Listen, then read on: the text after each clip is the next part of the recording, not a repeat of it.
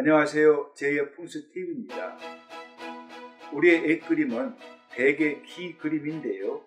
어떤 그림을 집안에 걸어두면 복을 받고 건강에 이롭고 또 사업이 번창하는지를 알아봅니다. 동양화를 감상할 때면 그림을 읽는다 라고 하듯이 그림을 문자 또는 문장으로 해석하는 것이 필요한데요. 이유는 동양화는 단순히 자연과 사람 등 풍경을 사실적으로 그린 것만은 아니고요. 세상 사람들에게 전하고자 하는 메시지를 화가가 그림을 통해서 전달하기 때문이지요. 즉, 그림 속에는 화가가 주장하고픈 이야기가 담겨 있고 그림을 감상하면 그 이야기가 전달되어서 사람의 운명까지 변화시킨다고 봅니다. 저는 30대 중반 동양 최대의 사립미술관인 삼성의 호암미술관에서 그곳에 소장된 미술품을 관리하는 일을 했고 그때에 그림에 내려진 기가 사람의 운명에 지대한 영향을 미친다는 것을 알았습니다. 보시기 전에 구독 버튼을 눌러주시면 감사합니다.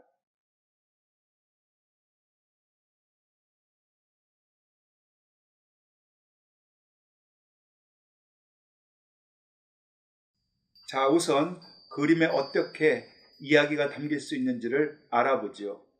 조선시대 도화서의 화원을 선발하는 시험이 있었는데 늦은 가을 산속에 있는 절에서 저녁 예불을 알리는 종을 치자 그 소리가 산 아래까지 널리 울려 퍼지는 전경을 그림으로 그리라는 문제가 나왔습니다. 황당하지요? 종소리를 어떻게 그림으로 그릴 수 있나요? 아니나 다를까 머리를 쥐어짜는 고민에 열심히 북방안을 뛰어드는 화궁들이 결국은 시험을 포기하고는 짐을 꾸려서 시험장을 빠져나갔는데 정작 당선된 그림을 보니 그 그림에는 절이 보이지 않았습니다. 다만 물지개를 지고 산길을 오르던 젊은 스님이 단풍이 물든 큰 나무 아래에서 두 손을 합장한 모습만이 그려져 있었는데 그렇지만 사람들은 그 그림을 보면서 늦가을이 상상되고 절이 보이고 또 종소리가 들린다고 무릎을 쳤지요. 왜 그럴까요? 스님이 물동이를 지게에 지고 산으로 오른다면 분명히 산속에는 절이 있을 것이고요. 나뭇잎에 단풍이 붉게 물들었으니 때가 늦은 가을이 분명하고요. 그리고 합장을 한 스님의 모습에서 절에서 울려 퍼지는 종소리를 들을 수 있으니 시제 즉 과거 시험의 문제를 한 구절도 빠뜨리지 않은 것이지요. 그래서 동양화는 보는 것이 아니라 그림을 읽는다라는 말이 있습니다. 요즘 보다 쾌적하고 아름다운 집을 꾸미기에 집안에 그림을 거는 것이 유행인데요. 그런데 그림 중에는 집안에 부귀와 재물을 가져다주는 좋은 그림도 있지만은 어떤 그림은 집을 망하게 하는 길을 내뿜기도 하여 그림 공부가 필요합니다. 우리 선조들은 그림이나 문자를 통해서 집안의 운기를 북돋고 사악한 기운을 몰아내고 왜곡된 길을 교정했는데 한지나 비단위에 그린 그림도 있고 도자기에 그린 그림도 있지요. 모란꽃은 부귀화로서 곧 부귀를 뜻하고요. 목련은 구술복, 해당하는 집담을 뜻하므로 모란꽃을 목련꽃, 해당어와 함께 그리면 부귀옥당의 뜻이 되지요. 그래서 모란꽃은 집 안에 부귀의 기운이 찾아오도록 기원하는 그림입니다. 모란꽃과 수탉을 함께 그린 그림은 출세를 해서 부귀를 누린다는 의미인데요. 왜 그럴까요? 수탉이 울면 공개로, 공은 도금이 같은 공으로, 울명은 이름명으로 해석해 이름을 날린다 뜻의 공명어로 해석하기 때문이지요. 즉 모란과 수탉은 부귀하고 이름을 널리 알린다는 의미이고요. 이것을 현대적으로 응용하면 공부를 통해 야망을 실현하고자 열심히 공부하는 사람이나 정치의 뜻을 둔 사람이 집에 걸어두면 이름을 세상에 널리 알릴 수 있지요.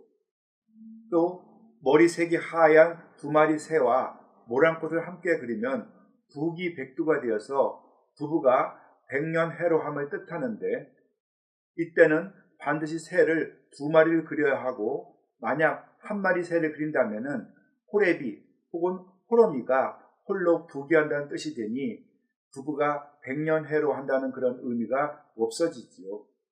그리고 구불구불하게 자란 향나무 그림은 목숨 숫자를 상징해서 장수의 길을 내뿜는데요.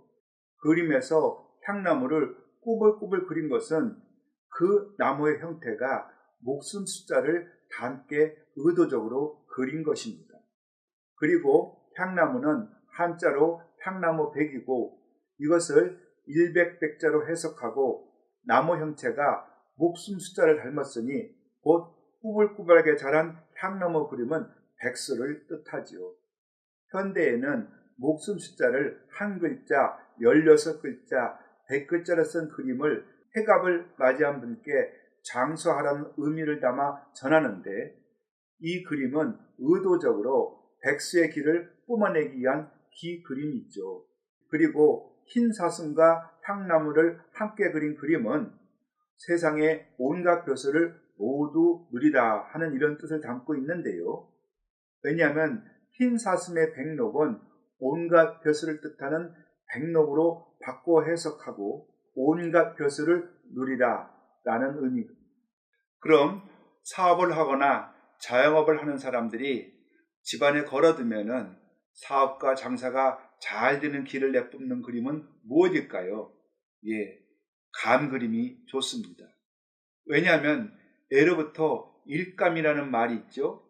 일감. 그것은 일과 감이 같다는 말인데요.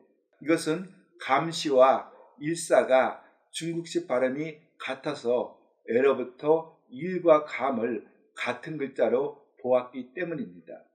따라서 감 그림을 집안에 걸어두면 사업을 하는 사람들은 수주가 많아서 사업이 번창하고, 자영업을 하는 사람들은 손님이 많아져서 장사가 잘 되는 길을 받을 수 있습니다. 그런데 조심해야 할 그림도 있지요.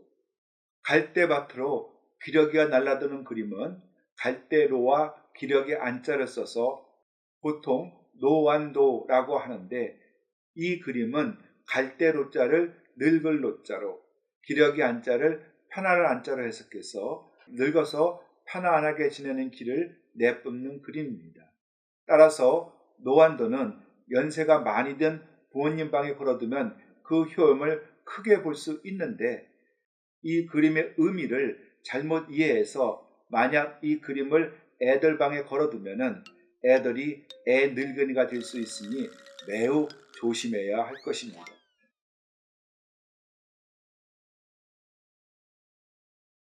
여기서 집안에 걸어두면 흉한기를 내뿜는 해로운 그림도 있습니다.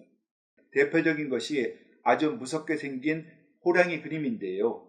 예로부터 호랑이는 산신으로 대우해서 신앙의 대상이 되었고, 이렇게 으르렁거리는 호랑이 그림을 집안에 걸어두면 이것은 집안에 산신령을 모시고 사는 것과 마찬가지니 무당집이나 가능한 일입니다. 또한 말 그림도 좋지 않은 것이 있지요. 민간에선 말도 성공, 즉 말이 찾아오면 성공한다, 이런 믿음도 있지만요. 여러 말들이 말갈퀴와 꼬리를 휘날리며 뛰어가는 그림은 마치 뭔가에 크게 놀란 말들이 난동을 부리는 모습과도 같아서 전통 풍수에서는 좋지 않게 여깁니다. 따라서 사납게 뛰어가는 말들의 모습을 그린 그림은 사업이 번창하는 길을 내뿜기보다는 재물이 도망갈 걱정이 앞서지요.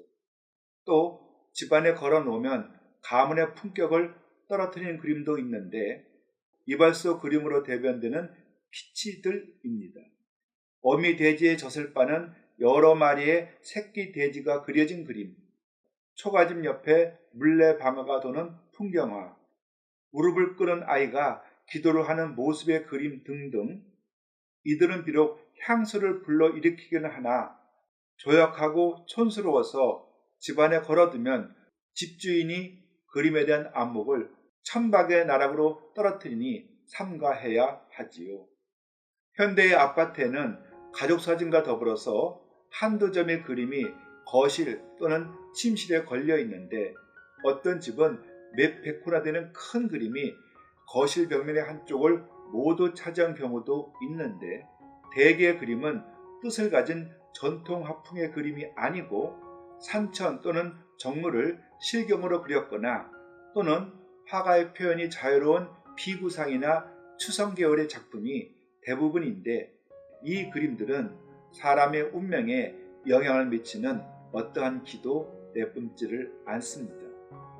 여기서 그림에서 좋은 기가 뽑아져 나와 우리의 재물운과 부기운을 높이려면 해석이 모호한 그림보다는 이치와 구도는 비록 적절치 못하나 상징성 있는 동식물로 뜻, 즉 메시지를 확실히 전달해주는 그림이 효과만해서 우수합니다. 주제와 소재에서 상징성을 갖추지 못했다면 사람에게 복을 주는 기도 역시 발산하지 못하기 때문이지요.